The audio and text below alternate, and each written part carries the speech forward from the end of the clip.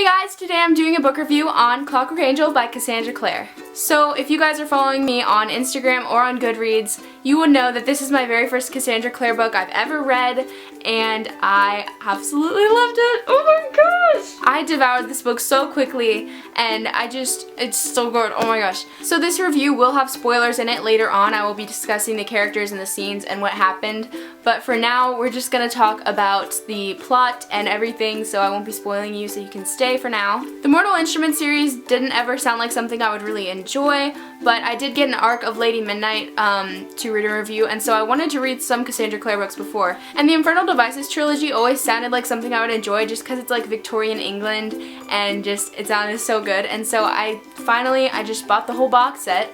It's actually right over there so you can't see it, but I also have this one. So I'm very excited to be starting Clockwork Prince like today because this trilogy is just amazing. And by the time you're actually watching this, I may have already finished Clockwork Prince because I just filmed another book review that'll be going up before this one. So I don't know when this one will be up, but hopefully pretty soon. And I just wanted to discuss this book with you guys because I feel like a lot of you have read it and a lot of you have read all of her books. So I thought I would just talk about it with you all and discuss in the comments and everything. But if you do not know what this is about, which would shock me, then I will tell you a little bit about the plot. So our main character is Tessa Gray, and she's living with her aunt because her parents are dead and her brother is away in England, and so they're living in New York. So Tessa moves to England to be with Nate after getting an invitation from him.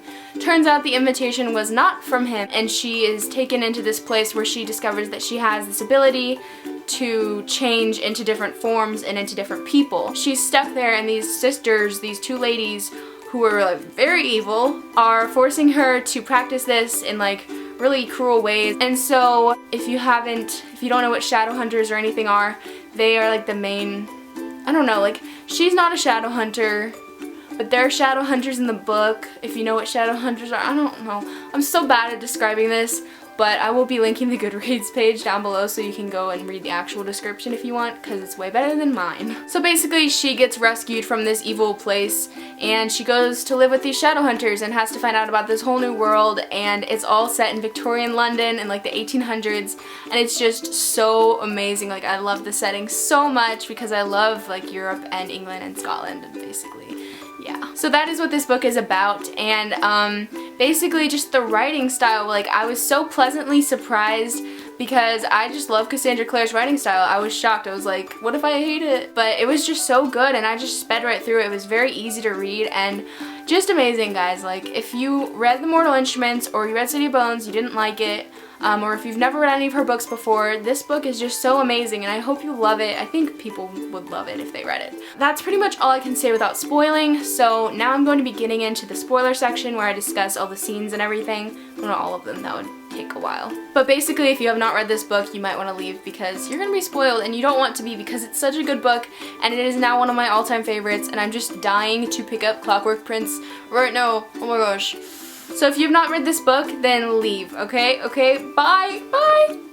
First, let's just talk about Tessa because she is obviously the main character, and oh my gosh, guys, like, I have never ever read about a fictional character that I relate to more than Tessa Gray. Like, I feel like we're the same person.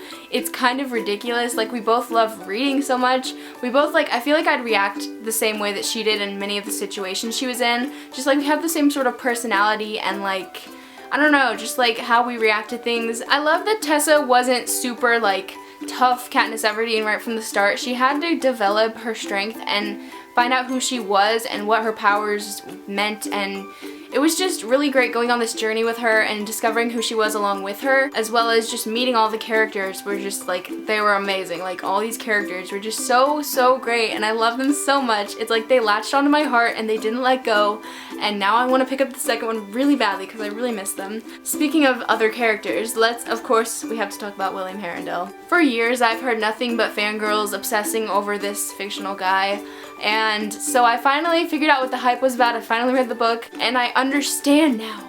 I understand why they love him so much. I feel like I'll like him more as the books go on, just because in this one, I really liked him. Like, I love Jem, but I love Will, like, more in like a romantic way.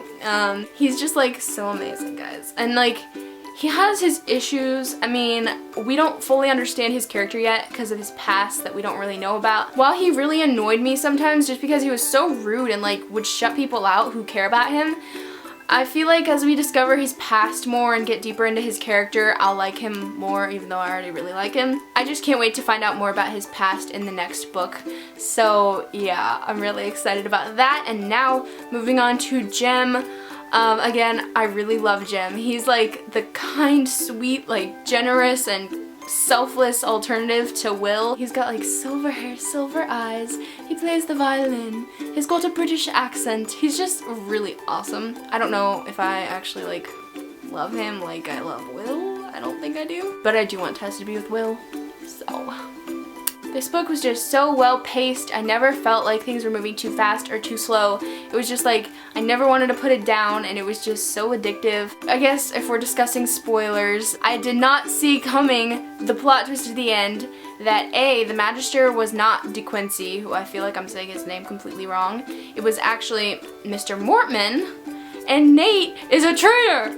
And oh my gosh, I'm so mad. I'm so mad. I was like screaming at the book. I was like, I hate you, Nate. I'm so mad at him. Oh my gosh. The stunt Tessa pulled on Mr. Mortman was just pure genius. It was like, she can't die. Like, she doesn't die. She's on the cover of the 3rd book. But like, how is she gonna pull this off? And it was just amazing, like, so good. I absolutely loved her and Will's shared love of reading. Like, it was just like, oh my gosh. Will is perfect. Will is perfect. And I love like when they're in the library and oh my gosh, the attic scene. Like, there were so many scenes in this book that just had me like on the edge of my seat, like, oh my gosh, like, oh, like the battle scenes were so great, and there were so many intense scenes in this book. Like, they were just written so well though. Like, usually with like action scenes, my eyes just sort of glaze over and I'm like, what? Like, there's so much going on. But this one, I just like, every word of it, I was just like absorbing. Like, when Jem and Tessa were on the bridge and then like all the automatons attacked, like those things were freaky. They were so freaky, and there were so many of them, and they're really hard to kill. And it was really interesting learning about Jem's like sickness and how he has to like take this drug and it's like bad for him and he's slowly dying to stay alive, and it's like complicated, but oh my gosh. Poor Jem. Poor baby. Yeah, just all the plot twists and everything I didn't see coming, and I was just like shocked. I was like, no. I got so mad when I was reading this book at points. I was like the Dark Sisters, oh my gosh, I hate them so much. I hate them. Also, can we just talk about Jem's cat?